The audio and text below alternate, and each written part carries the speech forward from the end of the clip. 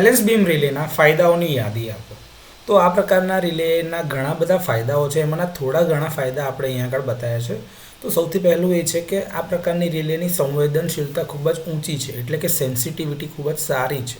આ પ્રકારના રિલે ખૂબ જ સારી રીતે ફોલ્ટની કન્ડિશનને સેન્સ કરીને ખૂબ જ ઝડપથી એ કેસમાં ઓપરેટ થઈ શકે છે.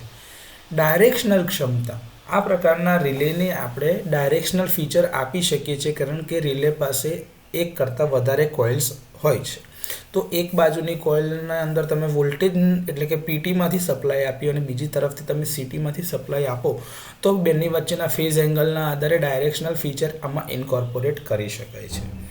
આ પ્રકારના રિલેનું બાંધકામ ખૂબ જ સરળ છે, કારણ કે એ સૌથી સરળ પ્રિન્સિપલ જે હોય વર્કિંગ માટેના એ કાર્ય સિદ્ધાંત ઉપર જ કામ કરે છે, જેમાં વેટ બેલેન્સ એટલે કે બંને બાજુના ફોર્સ અથવા તો વજન અથવા તો બળને એકબીજાની સમાન કન્ડિશન હોય ત્યારે ઓપરેટ થતા નથી, અને જો ઓપરેટિંગ બળ એટલે કે ઓપરેટિંગ ફોર્સમાં વધારો થાય તો રિલે ઓપરેટ થાય છે. એટલે કે જે બાજુ બળ વધારે હોય એ તરફ બીમ જાય છે.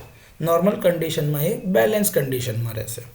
આ પ્રકારના રિલેની એડજસ્ટેબિલિટી ખૂબ જ સરસ છે.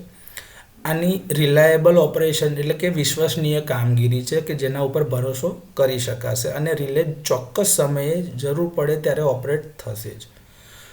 સૌથી મુખ્યત્વે ગણી શકાય એવો એક જો ફાયદો હોય તો એ છે આ પ્રકારના રિલેને કોઈ બીજા બહારથી એક્સ્ટ્રા એડિશનલ પાવર સપ્લાયની જરૂરિયાત રહેતી નથી, એટલે કે પાવર સપ્લાયથી સ્વતંત્ર છે. અને બીજું એક કે આ પ્રકારના રિલે સ્પષ્ટ ફોલ્ટ ઇન્ડિકેશન આપે છે.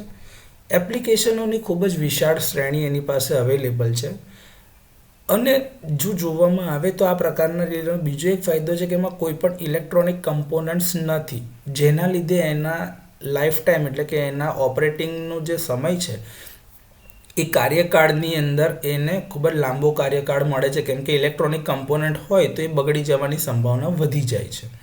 આ પ્રકારના રિલે ઓછા ખર્ચાળ છે અને એનું ટકાઉપણું ખૂબ જ સારું છે, એટલે કે ડ્યુરેબિલિટી ખૂબ જ સરસ છે.